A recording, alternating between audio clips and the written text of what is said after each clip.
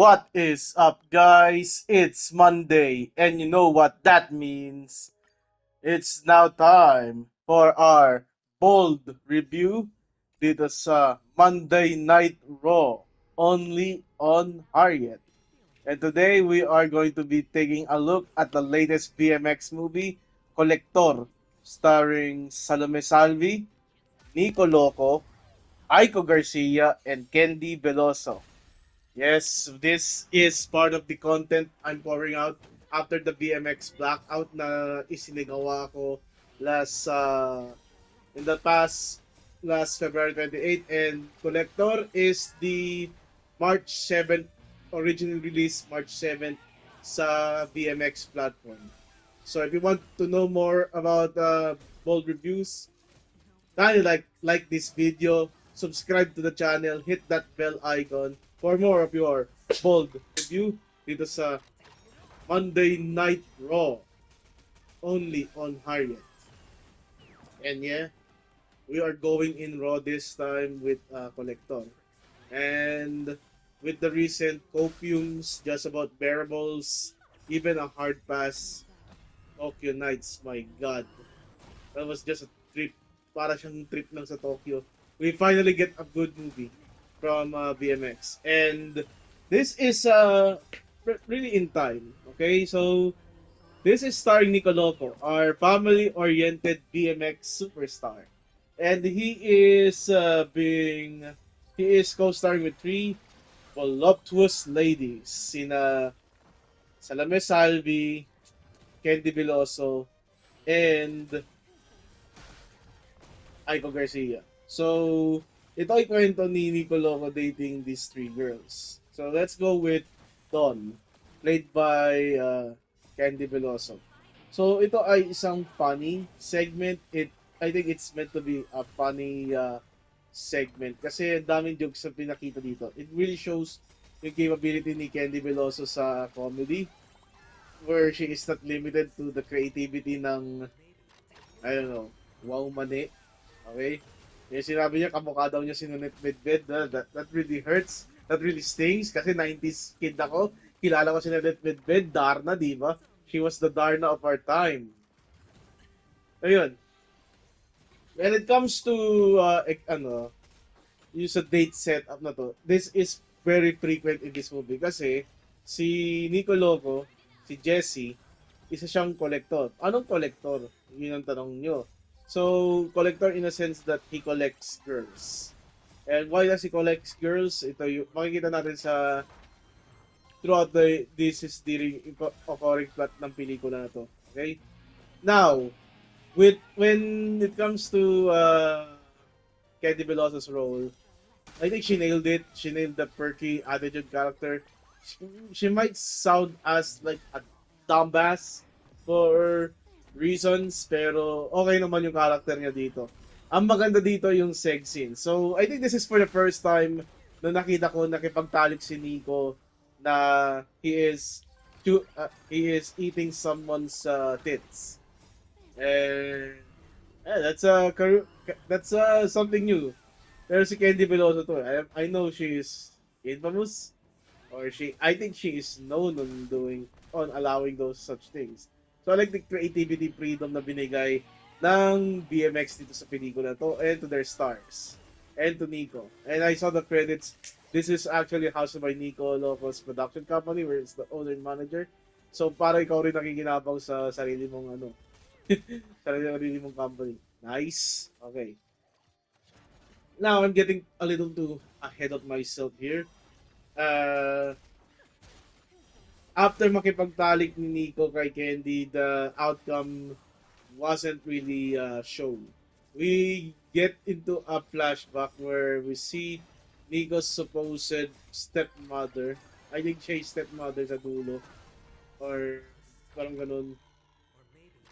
Having a date with Jessie, yung character ni Nico. And dito nagiging pinakita yung unang parang plot point ng pelikula na itong restaurant na pinagdadetan nila is doesn't have any other customers. So, that seems a little bit sus. Ang palusot lang na binibigay ni Jessie, eh, ano, It's a newly secluded newly open restaurant kaya siya lang daw nakakaalam. Which is really not the case. Okay? Now, uh, we go to the next character. Salome Salvi. I think her name here is Annika. So Annika is more perceptive. She is smart. She is bright. And she saw through Jesse or Nico's lies. Or parang may pasad. Yung pasad na pinipresent ni Nico sa sarili niya. And when I say that, I'm just referring to, we are running no sustains here. We're just saying that in this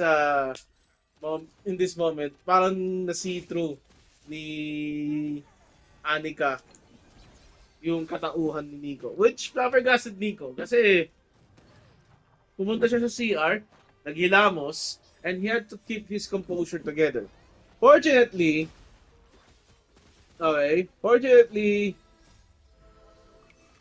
horny si Salome Salvi, si Anika, and she goes through the men's bathroom, and then they fork there.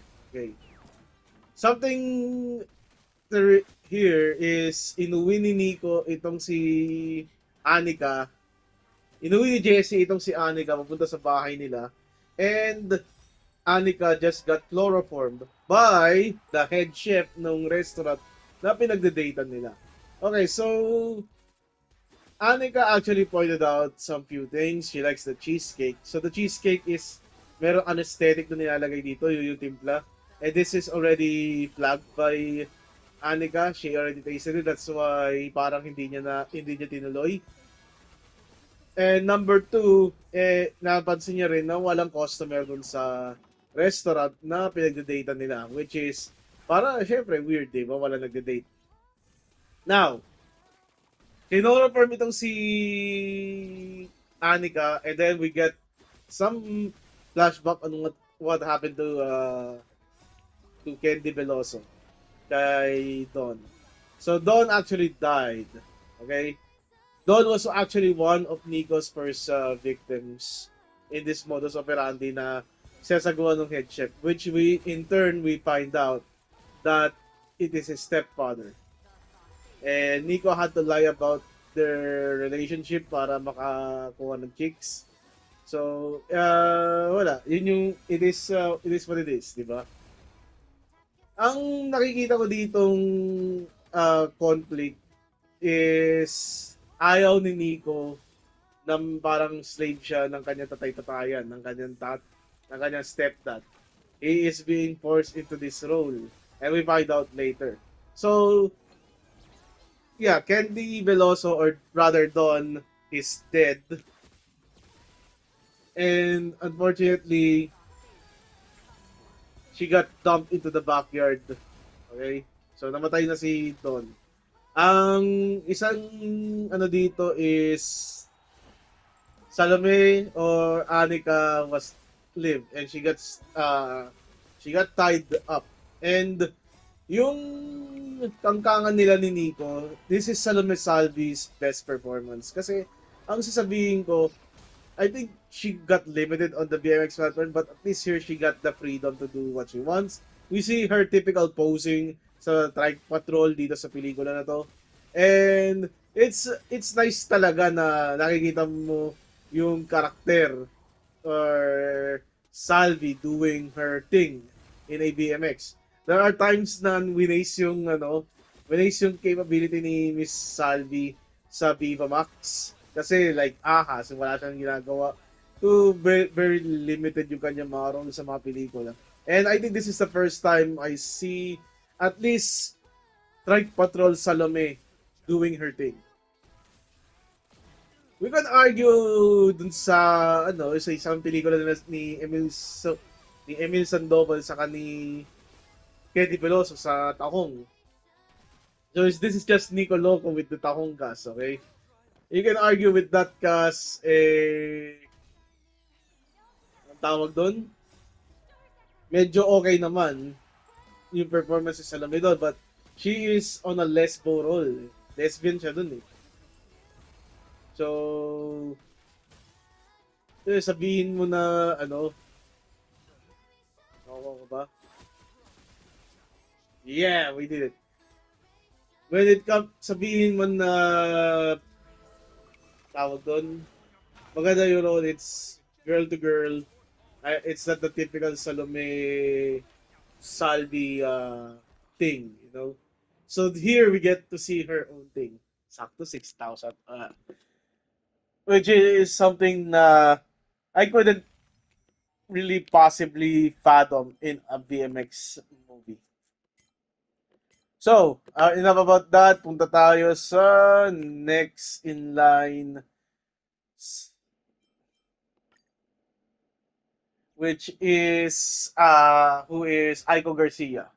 So, one note, yeah, since Salome was allowed to do her thing here, Nico actually ate some titties in the advent of this film. So, good on him. Now, let's go to the next victim ni Nico Loco dito. Si, yung next victim niya, Aiko Garcia. Aiko has been on a roll recently. Mas marami ata na siya pelikula this time compared to her old teammate sa Pantasya na si sino yun? Sino yung dati niyang teammate? Si Angelica Hart. And this goes to show, hindi man lang nilaplap ni Nico yung dibdib ni Aiko. Eh, maganda naman yung ano, eksena dito. Aiko is here to ruin the plot ng mag-ama. Okay? So, dito nalaman natin yung backstory ni Nico Loco. So, he got raped by his own mom, si Esther, which is ironically tattooed all over his body. I don't know if that's if yung talagang tatay ni Nico, but it seems na more likely yung tatay ni Nico. Ay, nanay ni Nico, sorry. Let's trash that. Trash that. Yun yung nanay ni Nico, most likely. And, yeah. Really, parang it really hits hard. Na yung sarili mo nanay, minomolestya ka. Tapos yung tatay mo, stepdad mo nakatingin. Then, may mga bata pa lang si Jessie, inaano na siya ng nanay niya. So, Jessie got child molested. His stepdad stepped in, killed, paralyzed yung nanay ni Jessie. And this is actually what turns the stepdad on. He is turned on by the fact that women are powerless. Which is really F up. Okay? Kaya, ayun. In the end, Nico decides to euthanize his own mother. Jesse decides to euthanize his own mother. And as punishment, kailangan mag-present ng babae si Jessie sa kanyang stepdad to fulfill the sexual satisfaction nung kanyang ama-amahan. That's the whole plot. That's why Jessie is collecting stuff. So, unfortunately, si Aiko, I think her name here is Naya is yung Naya yung kaibigan niya. Alam ko sino anong pangalan ng karakter ni Aiko dito. Anyway, so unfortunately Aiko got her friend tagging along, and yeah, Emil Sandoval, yung tataya ni Jessie, just killed Naya, slit her neck. And then, while having sex, incapacitate ni Emil itong si Aiko. And, yun. Turns out, Aiko will be the final victim sa pelikula to kasi tatlo lang naman sila eh. And Naya died, so rest in peace to her. And, here, dito nag-open up si Jessie sa kanyang past. So that's where we find out about the rape victim, etc. And yun. They got into a scuffle. Nasubukan makatakas ni Aiko in her being tied up on the bed. She rescued Annika, si Salome Salvi, and then they had a scuffle. So Emil almost stopped the two. Nico pointed the gun on Aiko and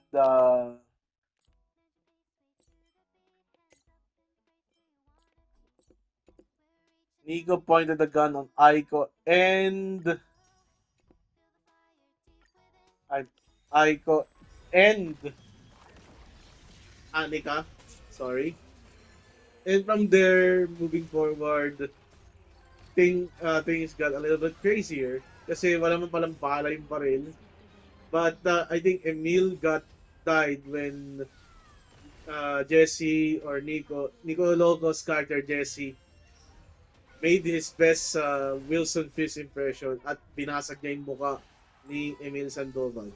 So, 07 to. Pinakita pa nga yung gore, yung basag na mukha ni Emil, yung minartili niya eh. Keep kicking him! Keep kicking him! Yeah, yung ano sa Daredevil, di ba ganun yun? And now from there, Jesse allegedly stabs himself to death. And we got the ending where safe na sina Aiko Garcia at si Anika, si Salome Salvi, found all the bodies at the backyard. And this crime has been doing since the year 1997. Okay? And we find out that Jesse, Nico Locos' character, is still alive and is out in the open. Walang bakas na nangyari kay Jesse. So, we assume he lives. And he indeed lived. Yeah. And that's how the ending ng pelikulang Collector happened. That's how it ended. And I get to say, this is one of the best BMX movies na nakita ko. It has the gore, it has the good sex scene, it has a coherent story. Brutality, brutal eh. Yeah. Consistent yung plot, very well deserved. And people might criticize me on this, but because Jesse or Nico Locos smash Emil Sandov's head with a hammer, I am giving wala kang playtime. Oh, wala siyang playtime, so walang penalty. This is the second smash movie of 2025. So, yeah, I'm giving Collector of BMX a smash tier. Once maayos yung PC ko or something. I don't know. I don't know how to present the tier list moving forward in my PS5. Pero yeah, give it on the record, smash ang Collector. So, yeah. The next review will be on Tuesday. We will be reviewing Wow Money Episode 6 and Malagkit. Malagkit is starring Leia Bernabe and sino isa niyang kasama? Hindi. Si Angeline ba yung kasama ni Leia Bernabe? Yeah, basta si Leia Bernabe yung isa. Yeah, and it also have some boys love scene, so that's new. That's something. But yeah. Anything else before we wrap it up? March 14, that will be Thursday. Friday pala, sorry. We will be also reviewing what are we reviewing on a Thursday on Friday? Yeah, Elevator Lady. Yan. So for Elevator Lady, this is starring Alia Raimundo. She is in the comedy series Wow Mane. So I'm looking forward to what she will offer. At wala na pala si Mayday dito. Ayun si Mayday.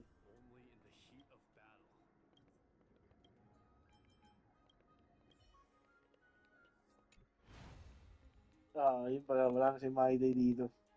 Okay, so yeah, that's like the BMX portion of this is like the BMX portion ng ating review. Now let's go to HSR. I want to talk about HSR. Castoris, I know Castoris, meron siyang global passive, global revive. I mean, sila Tecton na naman ang ayaw dun eh. Diba? So, I'm not sure if people really care if there is a global passive. I'm sure Hoyo will add it on new characters in the future. But I'm not seeing it as a negative in a business perspective kay Hoyo. Kasi people will still pull for casters. It is what it is, di ba? Ayun. Ang worry ko lang is, my only worry is, yung sinasabi ng EOS. I think it's an exaggeration na mag-end of service ang Honkai Star Rail dahil lang sa ganong update. Ayun. So, really, really, I think it's just more of a slight exaggeration on the part of the haters ng community. Yung sinasabi nilang end of service once mabigay yung once ma-implement itong mga global passive. Because Hoyo isn't really rolling back it up. Okay? Now, for my pull plans, I'm still pulling for My Day even though people kinda hated him. Ayaw nila ng Berserk character, but yeah, I must commit imaginary male, man. I need to commit on those. So yeah, I have to pull for him. I know, and I kind of need a new destruction unit. My last destruction unit that I pulled is Misha. The last destruction unit na limited is Dunham. So I think it's time for me to for an upgrade talaga. Okay. It is something na need ko lang. Yeah, it's what my account needs at this moment.